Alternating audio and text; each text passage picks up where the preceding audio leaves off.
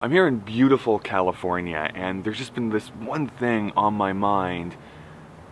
Do you think the dog in Old Yeller was fairly compensated? I mean, he had top billing. Anyways, I've been thinking about that and Victorian children's literature. There's a moment in Alice in Wonderland, and this happens in the Disney version as well, where Alice meets the Cheshire Cat. She's lost, and she asks, "I'm just wondering which way I ought to go." And the Cheshire Cat responds with, "Well, that depends on where you want to get to." Alice responds with, "Well, it really doesn't matter." And the Cheshire Cat says, "Well, then it really doesn't matter which way you go." The life lesson here is just to walk blindly into the woods. No? I sort of recently did that when I visited Yosemite National Park. I was with a bunch of people who I hope I can call friends, who I had met just recently. They were from all over the world, spoke many different languages, and bizarrely it was the Australian that I had the hardest time understanding. But we all ventured out into the woods to experience nature. It was awesome, in the literal sense of that word. It inspired awe. It was almost as if some deity had painted the sky, and I was just struck by the beauty of it all. On the way up, we traveled a very well-worn path in order to see a trickle of water. On the way back down, we went the road less traveled by, not pictured, just heaps of horse shit. We had no real destination in mind when we entered into the park.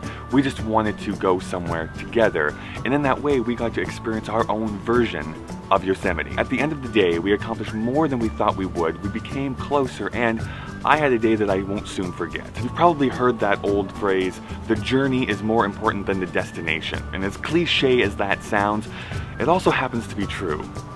Also true, that thing you do when you think nobody is watching, it really does make you go blind. Stop masticating, kids. When we're faced with a choice, and we don't know which path to take, the important thing is to make a choice. The last thing we want to be doing is talking with a creepy cat. The journey is important, because that's where we learn. It's what we learn along the way that makes that destination a reality. What would happen if you got all of your dreams right this second? I mean, I'd be overjoyed for a few minutes. Married to John Stamos? I mean, sign me up.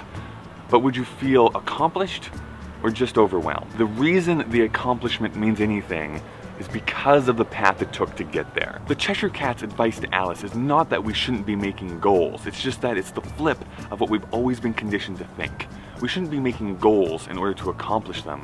We should be having experiences in order to accomplish our goals. So when you come to that fork in the road and you have that grinning cat purring at you, you have to make a choice. Because in the end, it doesn't matter which road you go down, as long as you're going somewhere. Masticate means what? My name is Kyle. I make videos every Thursday. I also co-host a podcast called Whatever This Is. You can find that link, as well as all my social media links, down in the description below. My comment question for you today is, what children's story do you find the most inspirational? I wonder when I get my own TED Talk. That's the most pretentious YouTuber ever.